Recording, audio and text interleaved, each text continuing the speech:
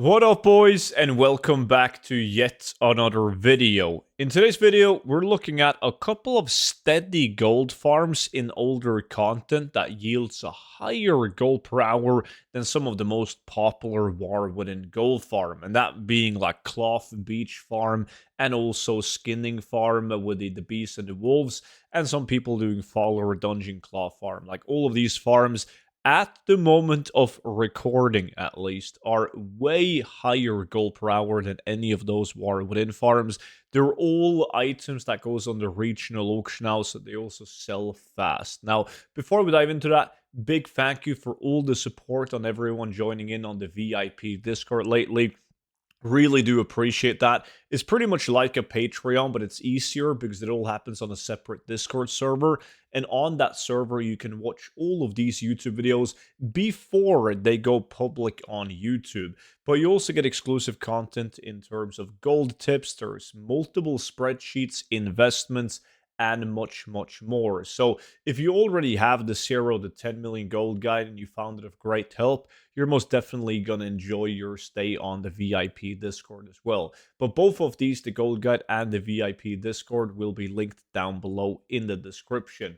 Now, the first ones that we have to talk about are farms that I've mentioned like a couple of times, and it still baffles me that the price and the gold per hour just keeps on bouncing back up on this. And we're of course talking about farming the different meats needed for the Skyclaw mount in Dragonflight, which would be, if you didn't play Dragonflight, there was like a secret mount that we had to figure out how to obtain, and these are the meat needed in order to get that secret mount. Now, one of the reasons why this is such a good farm, or farms, because there's a couple of them, is because there's a lot of people who didn't play in Dragonflight and came back for the War Within, so there's a lot of people missing this mount, and there's not that many people farming it. Like, every time I make a video about it, sometimes the prices, they don't even go down, sometimes they do, but give it a week or two and they bounce right back up again, and a lot of the times it goes to above the value that it was at when I made the video. So in this one right here, this location, we're farming the Nolan House Special, this bad boy, which is currently at 179 gold on EU, and that's farmed in this little village down here. You can also farm the Tuskar Jerky, which is farmed around this lake and this little hut right here.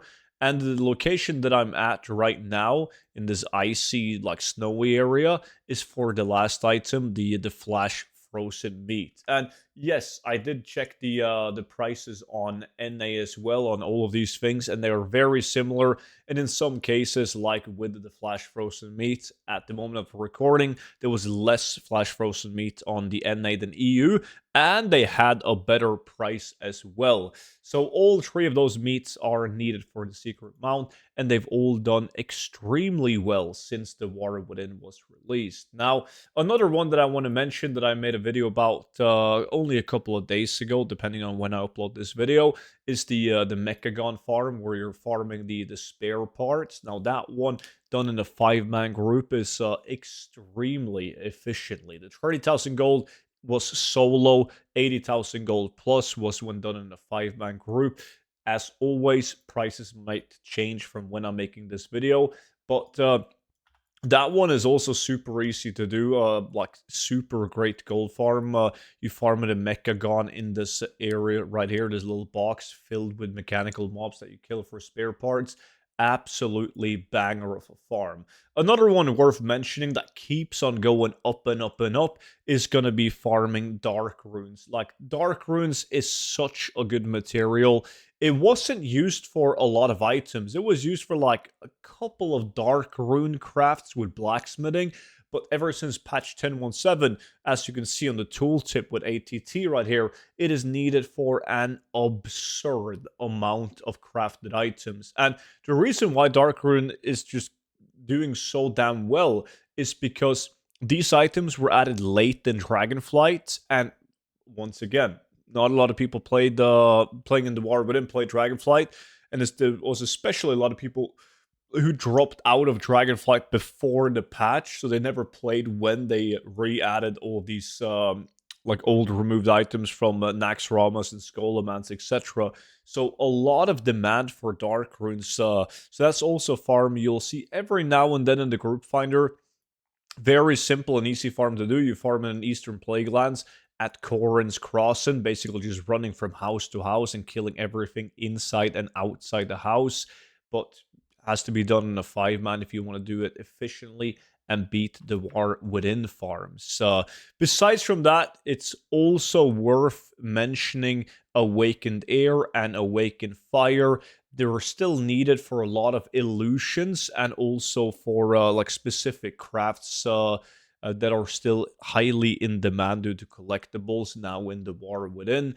Now, there's naturally not going to be a lot of people farming these now in the war within, so the prices have gone up by a lot, and they're both really good. The only downside with farming like Awakens or Rousing is that you should be spec'd into enchanting in Dragonflight. Like you should have enchanting on the tune that you're doing it with, because you got to spend knowledge points to increase your chance of getting more rousings. And it makes a huge difference. But if you have a farming tune and you pick up enchanting and you have you obtain enough knowledge points to be able to get more rousings, it is an extremely good farm. Now, there's a couple of locations in Dragonflight where you can farm this, right? Where you can go into the Emerald Dream and you can do the very popular fire farm up here, up north. You can also go to the Waking Shores in this little alley. And you can also farm where you have like a combination of like air and fire mobs, I believe. Also super popular one. Once the world quest is active in Unaran Plains, then also this hillside farm is extremely good because they keep on hyper respawning. But yeah, they're definitely gated behind the profession and knowledge points on that one. But the bottom line is there's so many gold farms in the old content that beats the war within farms, and a lot of people are hesitant on doing old content farms because they're like, it's from a different old expansion, it's not gonna sell. While if you do skinning with bee and wolves or do claw farm, yeah, sure, you throw it up at the auction house and before you blink, boom, somebody bought it, right?